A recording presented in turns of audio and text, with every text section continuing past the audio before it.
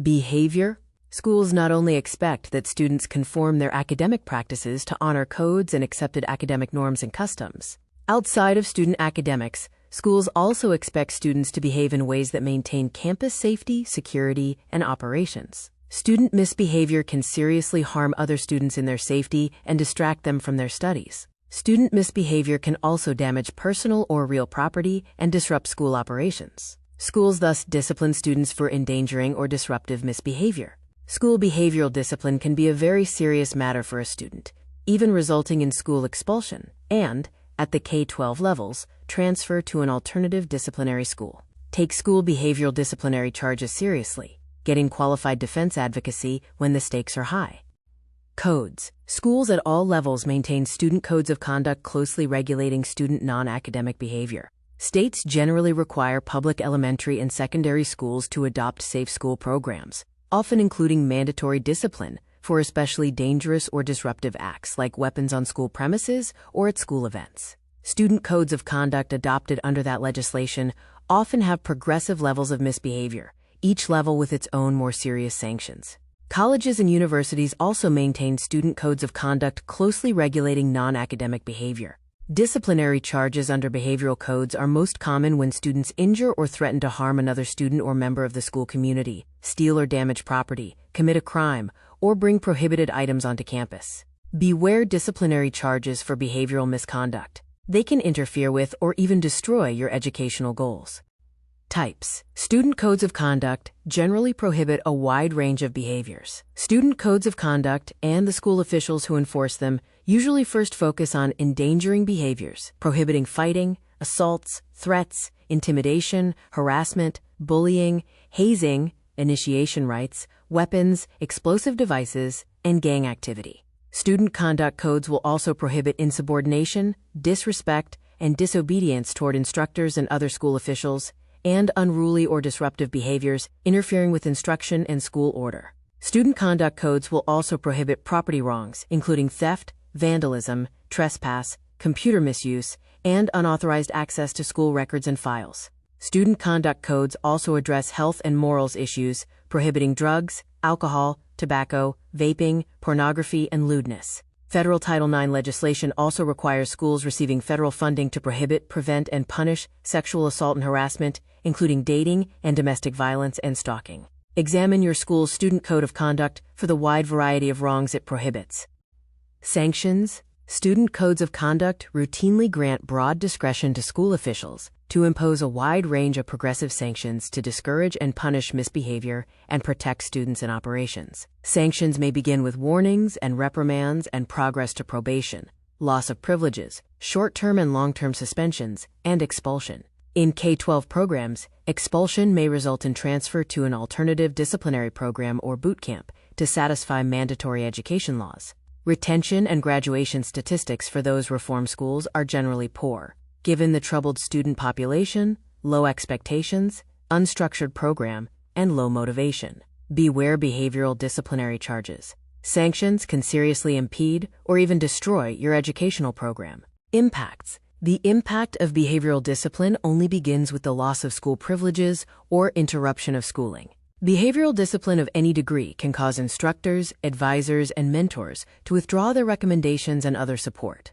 You could also lose access to honors courses, school awards, and scholarships, grants, or other financial support.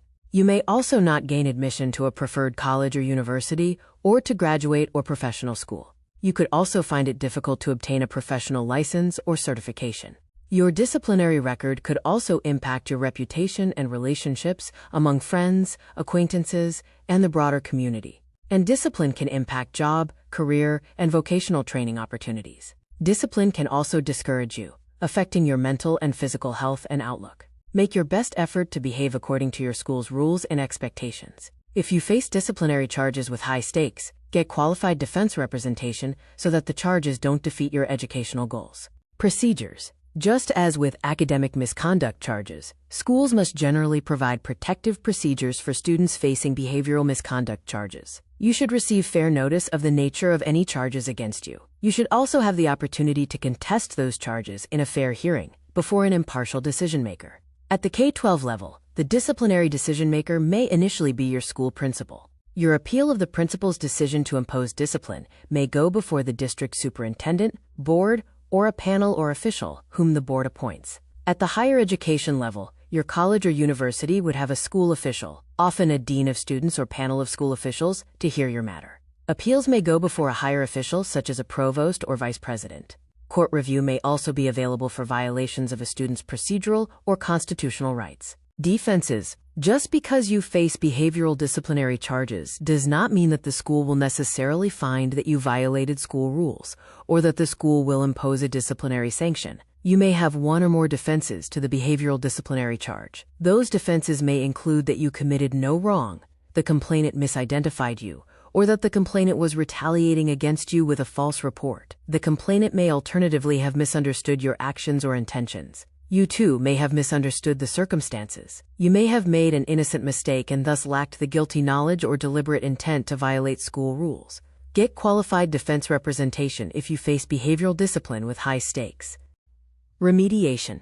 Schools are instructional institutions, not penal institutions. Even if you committed a significant behavioral wrong, school officials may be open to remedial measures in place of punitive sanctions. You may, for instance, find it beneficial to submit to behavioral evaluation, diagnosis, and treatment, such as medication, counseling, and mentoring. You may, for other examples, be willing to undergo additional education or training related to your wrong, provide restitution for any loss, and perform school or community service. Any actions that you can readily take that will both benefit you and protect and reassure the school community, while keeping your school record clear of discipline, may make an appropriate offer of remedial measures. Get qualified defense representation to help you advocate and negotiate for a non-disciplinary outcome to your school behavioral misconduct charges.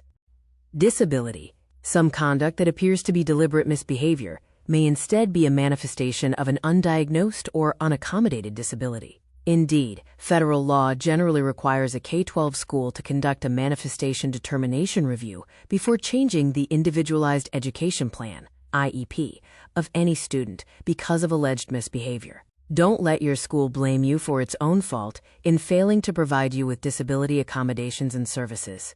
Invoke school disability evaluations and IEP review procedures if you suspect that you have a disability manifesting in alleged misbehavior. Get qualified representation to advocate your disability rights in any situation involving behavioral misconduct charges. Reactions. Some conduct that appears to be deliberate misbehavior may alternatively involve the student's reaction to bullying, harassment, or intimidation. A student accused of misbehavior may instead be acting in self-defense or acting out in response to bullying, threats, harassment, or other misconduct by other students, or even to sexual harassment or other intimidation or coercion by instructors or other school officials. Students may especially act out when they report their bullying or harassment, but school officials do not respond promptly to protect them. If that's your situation, and you now face behavioral disciplinary charges, then get qualified representation both to defend the charges and to pursue your rights to school protection. You may even have a damages claim against the school and its officials, who failed to protect you when aware of your harassment. The print and digital guides include abundant additional information. Thanks for watching. Get more tips plus illustrations, summaries, forms, and reflections in the guide at the link in the description.